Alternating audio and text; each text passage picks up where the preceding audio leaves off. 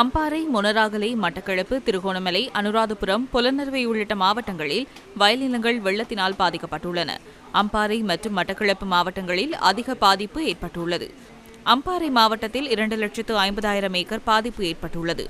மாவட்டத்தில் மேற்கொள்ளப்பட்டதில் 75% நீரில் மூழ்கியுள்ளதாக மாவட்ட செயலாளர் தெரிவித்துள்ளார்.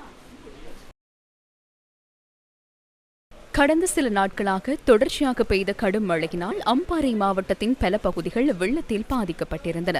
அம்பாறை மாவட்டத்தின் காரைதீவு கமநல சேவை பிரிவின் மாவடிப்பள்ளி பகுதியில் அதிகளவான வயல் நிலங்கள் வெள்ளத்தில் மூழ்கி பாதிக்கப்பட்டுள்ளன.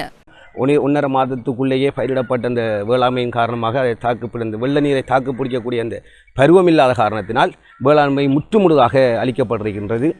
மட்டக்களப்பு, மண்டூர், வெல்லாவளி, பழுகாமம் ஆகிய கமநல சேவை பிரிவுகளுக்குட்பட்ட பகுதிகளில் பெரும்போக்கு செய்கை முன்னெடுக்கப்பட்டு 1.5 மாதங்களை கடந்துள்ள நிலையில் வெள்ளத்தில் மூழ்கி அழிவடைந்துள்ள வயல் நிலங்களின் காட்சிகளே இவை. எல்லாரும் வயலும் இப்படி 35 நாள் ஒரு 40 நாள் உட்பட்ட பயிர்கள் எல்லாம் வெள்ளம் வந்து தாக்கி மணல் வாத்து இப்படி அழிஞ்சு போயிட்டுது. அரசாங்கம் கூடிய சீக்கிரவங்களுக்கு இந்த நிவாரணத்தை தந்து உதவணும் என்று நாங்கள் தாழ்மையுடன் கேட்டுக்கொள்கின்றோம். அரசாங்கம் செய்கிற உதவியை கொண்டு தான் நாங்கள் மீண்டும் ஒரு தொழிலை நாங்கள் ஆரம்பிக்கலாம். மற்றும்படி நாங்கள் வந்து நீ ஈடுதல்றதுக்கு எங்களுக்கு முடியாது. மட்டக்களப்பு பட்டிப்பளை கமநல சேவை பிரிவுக்குட்பட்ட பகுதிகளில் வெள்ளத்தால் அதிகளவு வயல் நிலங்கள் மூழ்கியுள்ளன. பெரும்போக்கு செய்கை முன்னெடுக்கப்பட்டு 1.5 மாதங்களை கடந்துள்ள நிலையில் நெற்செய்கை முற்றாக பாதிக்கப்பட்டுள்ளது. 3 ஏக்கர் செய்தேன். 2 ஏக்கரும் துப்புரா ஒன்றும் கிடைக்கல. அதில் 85,000 ரூபாய் நஷ்டம். இப்போ இந்த அரசாங்கத்தால் இப்போ நம்ம இழப்பீடுகள் நஷ்ட ஈடு தந்தால் தான் அதை பார்த்து எப்படியாவது மீளப்படுறதுக்குரிய இது செய்யலாம். இப்போ வயலில் போகிறதுக்கு மனம் இல்லாமல் சூழ்நிலையில் இருக்கு. நாங்கள் இந்த வார்த்தா தெரியும். இப்போதைய சூழ்நிலை சாப்பாட்டுக்கு கூட வழி இல்லாத சூழ்நிலையில் இருக்கு.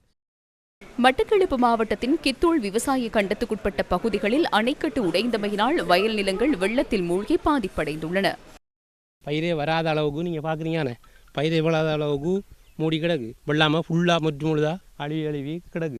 குறித்த பகுதியில் விவசாயிகளின் வாடிகளும் மழையால் அழிவடைந்துள்ளன.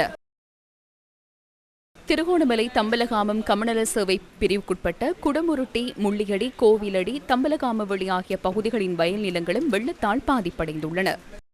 வெள்ளாமல் மீண்டு வரக்கூடிய நிலையில் இல்லை. கடன்பட்டு செய்தது திரும்ப விதைக்கிறதுக்கு எங்கள் கடன் வரும். அரசாங்கம் தான் இதை பார்த்து எங்களுக்கு தர வேண்டி. தொடர்ச்சியாக பெய்த மழையால் யாழ்ப்பாணம், காரைநகர் கமநல சேவை பிரிவுக்குட்பட்ட பகுதிகளில் மேற்கொள்ளப்பட்ட பெரும்போக்கு நெற்செய்கை அதிகளவு பாதிப்பை எதிர்நோக்கியுள்ளது. விதைச்ச உடனே மழை வந்ததால் எங்களுக்கு எல்லா வெள்ளாண்மையும் இப்படியா போச்சு. நாங்கள் என்ன செய்கிறது? நாங்கள் இதை நம்பிதான், இந்த வாழ்வாரத்தை நம்பிதான் நாங்கள் இருக்கிறோம். கிளிநொச்சி கமநல சேவை பிரிவுக்குட்பட்ட பல பகுதிகளிலும் விவசாய நிலங்கள் வெள்ளத்தில் மூழ்கியுள்ளன. இப்படி அழுகி போய் கிடக்குது. இது இனியும் வராது. இனியும் இந்த அளவில் இப்போ இருக்கிறத இப்போ விரம விரைஞ்ச பயிராக கிடந்தது இனி இந்த அளவில் அழுகி போயிட்டது. இந்த ஒரு தண்ணிக்கு இனி அடுத்தடுத்த வான் பாயிர தண்ணிகளுக்கு இனி இது வராது. முல்லைத்தீவு மாவட்டத்தின் புதுக்குடியிருப்பு, முள்ளியவளை கமநல சேவை பிரிவுகளுக்குட்பட்ட பகுதிகளிலும் அதிகளவான வயல் நிலங்கள் வெள்ளத்தால் பாதிப்படைந்துள்ளன. இதேவேளை வெள்ளத்தினால் பாதிக்கப்பட்ட வயல் நிலங்கள் தொடர்பிலான மதிப்பீடுகள் நாளை மறுதினம் முன்னெடுக்கப்பட உள்ளதாக விவசாய மற்றும் கமநல காப்புறுதி சபை தெரிவித்துள்ளது. பொலனறுவை மாவட்டத்தில் முதலில் மதிப்பீட்டு நடவடிக்கைகள் முன்னெடுக்கப்பட உள்ளதாக அதன் தலைவர் பிரேமசிறி ஜாசிங்க ஆராய்ச்சி குறிப்பிட்டுள்ளார். பாதிக்கப்பட்ட வயல் நிலங்களில் மீள இந்த போகத்தில் பயிர்ச்செய்கை முன்னெடுக்க முடியுமா? வெள்ளத்தில் பாதிக்கப்பட்ட விவசாய நிலங்களில் மீண்டும் செய்கையில் ஈடுபடுவதற்கான விசேட வேலை திட்டத்தை ஆரம்பித்துள்ளதாக கமநல அபிவிருத்தி திணைக்களத்தின் ஆணையாளர் நாயகம் ரோஹன ராஜபக்ச தெரிவித்துள்ளார். அதற்காக அதிகாரிகளை அனுப்பி வைத்துள்ளதாக அவர் குறிப்பிட்டார். அழிவடைந்த பயிர்ச்செய்கைகளை மீள பயிரிடுவதற்கு அரசாங்கம் தலையிட்டு விதைநெல்லை வழங்குவதற்கு திட்டமிட்டுள்ளதாக விவசாய, கால்நடை வளங்கள் மற்றும் நீர்ப்பாசன அமைச்சின் செயலாளர் DP விக்ரமசிங்க குறிப்பிட்டார். எனினும் விதைநெல்லின் கையிருப்பு தீர்ந்துள்ள நிலையில் அதற்கு ஏற்ற விதைநெல்லை கண்டறியுமாறு மாவட்ட செயலாளர்களுக்கு ஏற்கனவே அறிவிக்கப்பட்டுள்ளதாக அவர் கூறினார்.